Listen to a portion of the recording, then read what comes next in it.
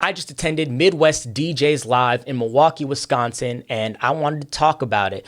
Number one, there was only one technical hiccup in the entire show. I'm going to be comparing Midwest a lot to DJC or the DJ Collective because I'm a DJ Collective guy. I still think that that's the community that fits most with my brand, and I'll go into that a little bit more. But Midwest was right there. At DJC Atlanta, there were quite honestly a lot of technical issues. Mic's not working, clicker's not working, this, that, the other. Whoever did the Pinnacle did the production at Midwest Live, and there was one time where we were waiting on something that was happening behind the scenes that wasn't ready. So Midwest takes the point or takes the win in that category.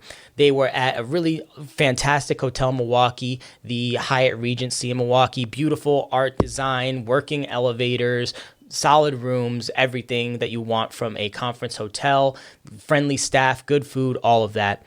Now, Midwest is heavier on the business side than the artistry side of DJing. So if you are a battle DJ, a remixer, a scratcher, you're not so much focused on the business side. You are focused on, being the best DJ that you can possibly be. Just know that a lot of these conferences, including Midwest, are more focused on the business side of DJing. And it is an older demographic. I'm 36, and I feel like I'm in my OG era, and I still felt like I was a young gun at this show. So it is an older demographic. I do see that changing with the people that they're bringing on the board and who I saw in the crowd. But ultimately, I'm reviewing this show, and it is an older demographic.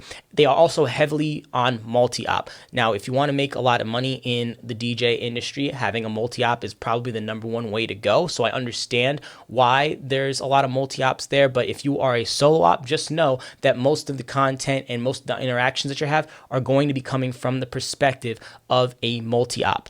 Next, they also heavy wedding. Most of the DJs that you interact with, that you meet, are doing primarily weddings, so that's where most of their money comes from. You guys know me, while most of my money comes from my wedding clients, I also try to put a heavy focus on nightlife, sporting events, battles, and everything in between, honestly. So if you're not a wedding DJ, just know that most of the content and most of the interactions you're having are with wedding DJs. Now, they had a very solid vendor lineup as well. Both Lighting did a really nice job of making sure that everything looked good from a lighting perspective. I already mentioned Pinnacle doing a fantastic job making a great stage and making sure everything worked for the conference. Vibo was there, and they're pretty much at every conference. I don't use Vibo myself, but if I was a new DJ or a new entrepreneur looking for a way to connect with my clients with an app, Vibo is definitely it. Simple was there. They're a new player in the CRM game, client relationship manager game. So if you're looking for a CRM, Simple's there and DJ Event Planner are there. You also have a ton of booths. They had the Moby booth, the Max booth, and the Toad booth. This was really cool. I've never seen this at a conference. They had 2 DJs, 1 mic, the podcast doing live on-air interviews in between all of the education. So these guys, Mike and JP, were really cool, and they were interviewing guys. They had great questions, great content. I know they're really trying to build a fantastic podcast, so consider adding them to your podcast lineup. The remixer panel was one of my favorite parts.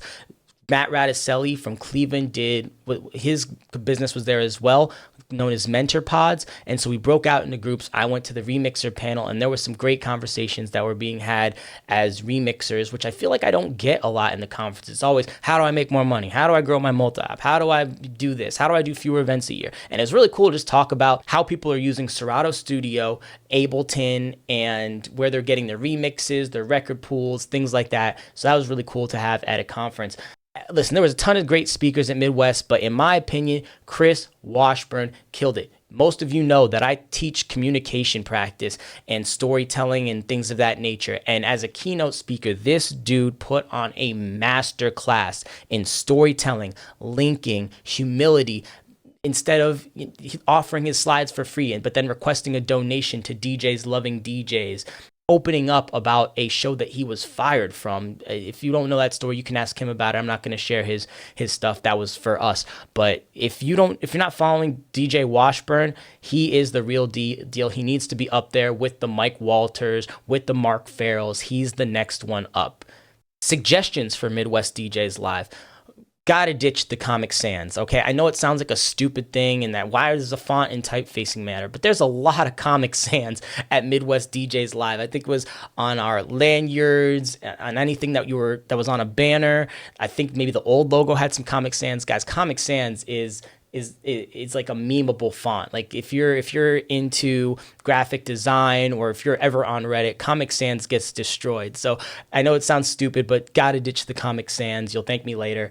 And I would like to see live video feeds of the performance and the battle alerts. This might just be me. I always want to see DJ's hands. I was talking to one of the booth organizers about how my equipment has to be flush with the DJ booth because it's important for me to have people see my hands. Now, maybe with one of the video booths, I could have a camera here and they could see that. But once people start dancing, that goes away. So especially for the battles and performances, if you weren't in the first two rows, you really couldn't see what was going on because they were behind a lip of a DJ booth or because you couldn't see over people's shoulders. So having live video feeds is definitely something that I would look at for next year. But ultimately, I give Midwest DJs Live a 9 out of 10. It was fantastic. I had a great time. They definitely exceeded my expectations. And I haven't even mentioned the best part. You can get in there for under $400. I don't know what sales they're running now, but I got my ticket at $347, which for what I picked up at that, not only from the networking, the education, the vendors, the discounts that you can get from those vendors, it was a steal. I think I paid $2,500 for DJCs. Big, small group, I'm not really sure, but to get at almost 7 to 8 times, I'm not getting 7 to 8 times the return on investment that I would have gotten from Midwest. So if you're looking at DJC and you think, oh man, that's a really big price point, look at Midwest. Holy crap. If you're looking for a value deal, it's in a great time, right? But yeah, I'm feeling super energized going into the busy season because of Midwest Live. So thank you to all the organizers, especially Josh Staley, who was the guy who really kind of forced me to look into Midwest DJs Live. I was like, I'm always looking at DJC stuff, right? And Josh said, hey, check out Midwest. You're not going to regret it. And he was absolutely right. I already have my ticket for next year. So if you're looking, oh man, I don't know anyone, well, you know me now. So again, Midwest DJs Live was excellent. Make sure you check it out.